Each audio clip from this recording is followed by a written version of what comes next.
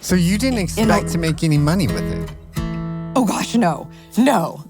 We literally never set a profit goal. We never had any. Hey, welcome to Voices on the Wind. I'm Toby Lyles, and this is me, Maverick Lyles. This is me. This is me. I am.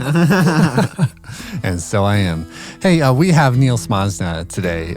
Just a really fun interview. I had some tech issues with this one, as you'll probably see. We don't have the full video, but man, I just really liked the conversation with her, and it just wasn't long enough. To be honest, I wished I had a longer time with her. She had so many good things. What's most interesting to me is that she didn't even want to start business in the first place. But before we get to that. And then we have our what is it, a newsletter? And is that what you'd call it? I don't know what you'd call it, but yeah, pretty much we're just, we're gonna share upcoming episodes. So we're gonna let you know when that's coming, and we're gonna have content that's related to the podcast, so stuff we learned, along with stuff we've learned not from the podcast. And then we're probably definitely him. He's gonna do most of it, but I'm also probably gonna be on there as well. Yeah. So then that's VOTW dot Substack, not at Substack, .substack.com. And so we have Niel Smosna, as I mentioned.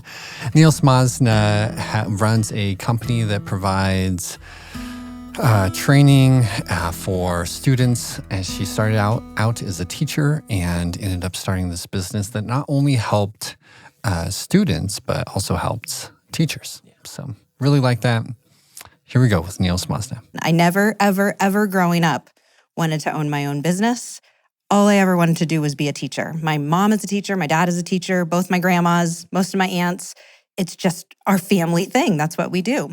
I became a teacher at 20.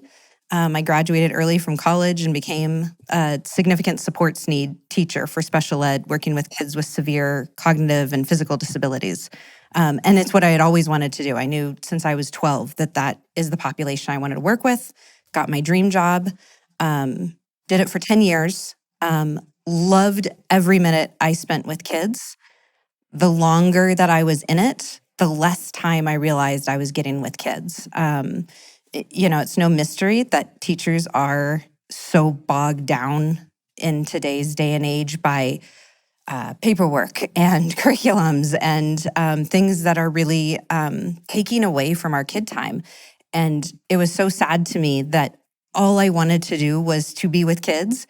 And that's why I went into this career, and I was getting less and less of that. And I wasn't able to be with kids in the way that I wanted to be with them, of truly doing what I knew they needed. There were too many obstacles in my way when I taught in public education to be able to be with kids in the way that I knew was the right way to do it. I had my own kids, I have 2 little boys. I had them. I left the classroom thinking I wanted to be a stay-at-home mom. And I did, but I missed teaching. So I started tutoring a little bit on the side. That slowly grew, and I realized there was a huge need for what I was missing was just good people, good teachers, breathing good into kids' lives. So that expanded. I partnered with my business partner, Jackie, and we started a tutoring and enrichment business, brought on a few of our teacher friends. It grew and grew. COVID hit, and at first it wiped our business out, and then it exploded our business. We always joke that it was us and toilet paper. Everybody needed what we were selling, which was trained teachers. People were, it was pod learning. It was, all the kids were off school. People wanted trained teachers helping out. So our business grew very rapidly at that point. That was the same time that we saw a huge gap, and everyone saw that gap in kids no longer being engaged in life. They were missing out on extracurriculars. They were missing out on experiences. So we decided to dip into this concept of enrichment programming. There's so much out there for kids with sports. There's so much less out there for kids like Legos and acting and STEM programs and things that really pour good into kids in kind of that whole kid experience. So we slowly started doing that in 2020. That has grown very rapidly. We are in many schools, running many programs, and it is so fun. And it's just breathing good into kids, bringing good to kids. The concept is easy and fun and positive. And we have continued to expand from there. Kenny and I have partnered up. I'm so passionate now about realizing that this is so doable. Like, we can bring good things to kids and we can bring it to their home. Kenny and I started Grow You Kids. We are doing subscription boxes, bringing reading, writing, and STEM activities to kids' doorsteps. And then selling these enrichment programs to schools so we can kind of spread that concept of bringing good to kids outside of the school day. So it was not a plan I had, but it was a path that was kind of developed for me, and it turns out it was exactly what I needed. I love the fact that you, I don't know, like maybe even knew what you wanted, even though you didn't know what you wanted. Yeah, that's probably a good way of putting it. I knew what I wanted, and then I accidentally fell into it. Accidentally.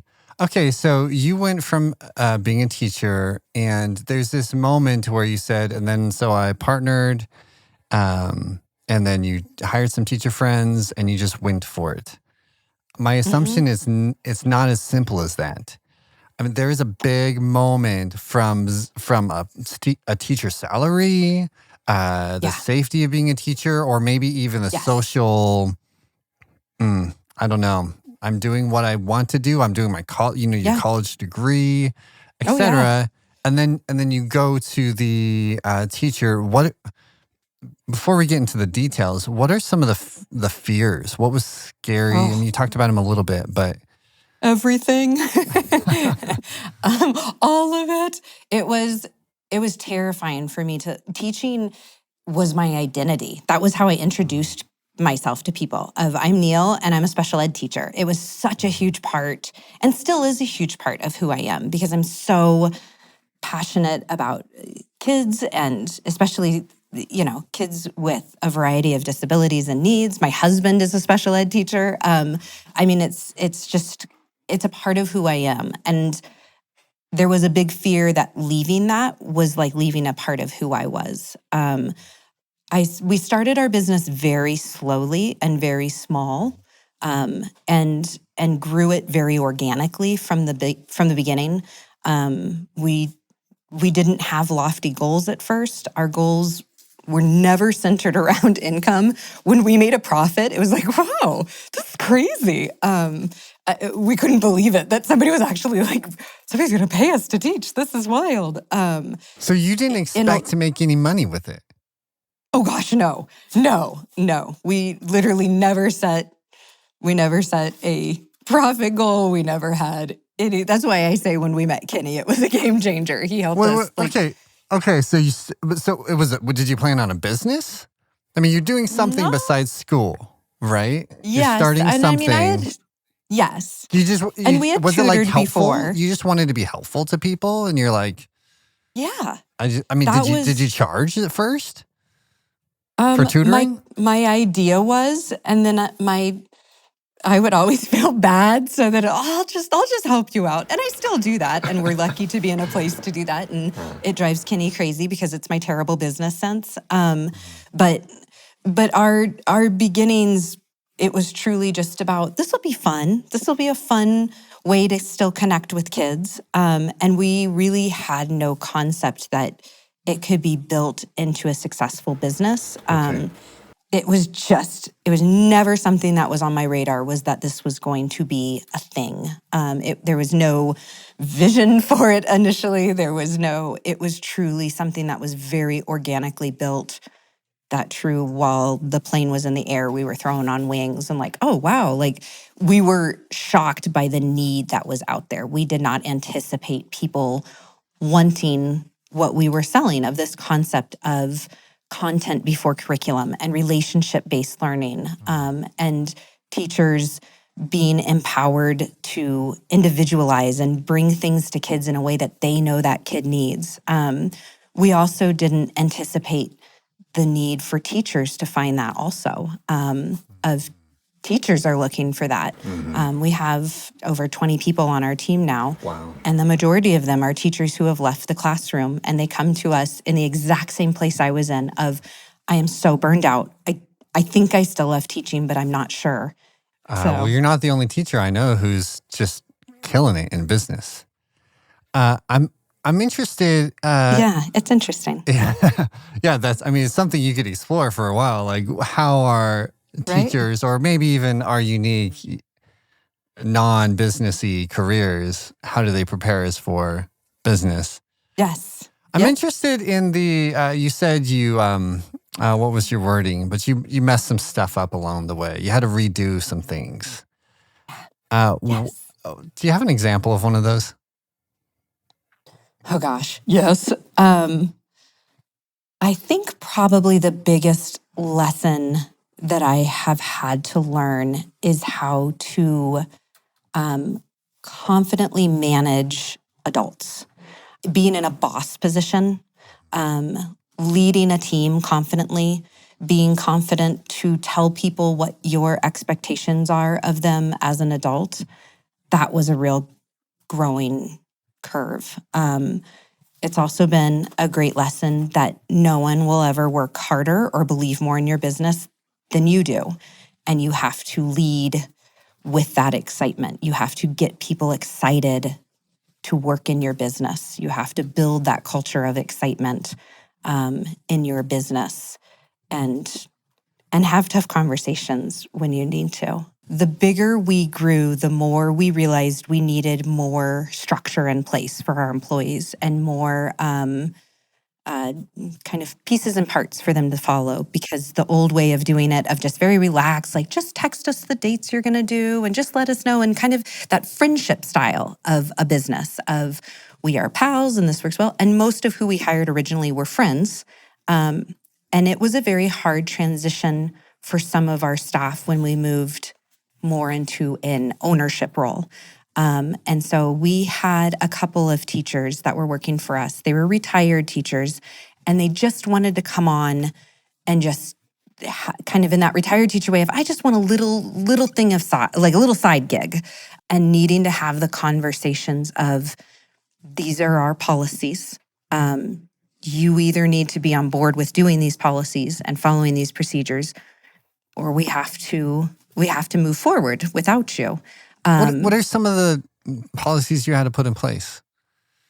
Things around timelines, communication. We started having tutors need to, put in dates on a certain timeline, certain like feedback. Like you can't text me data. the night before, hey, I'm available tomorrow. That kind Correct. of thing? Yeah, cancellations that you can't cancel. You have to follow our cancellation policies. Even if you really want to go to Tahiti for those 2 weeks, you still have to follow those cancellation policies. And we needed to change hats from teachers and friends to business owners. And that was a hard hat adjustment for us and also for some of our friends that we had initially hired. I mean, businesses are hard. Yeah. It's hard, and it's a lot of work. It's a lot of pressure as you grow of like, gosh, now, you kind of get to that tipping point where you realize, oh, people are like counting on us. Clients are counting on us. Our employees are counting on us.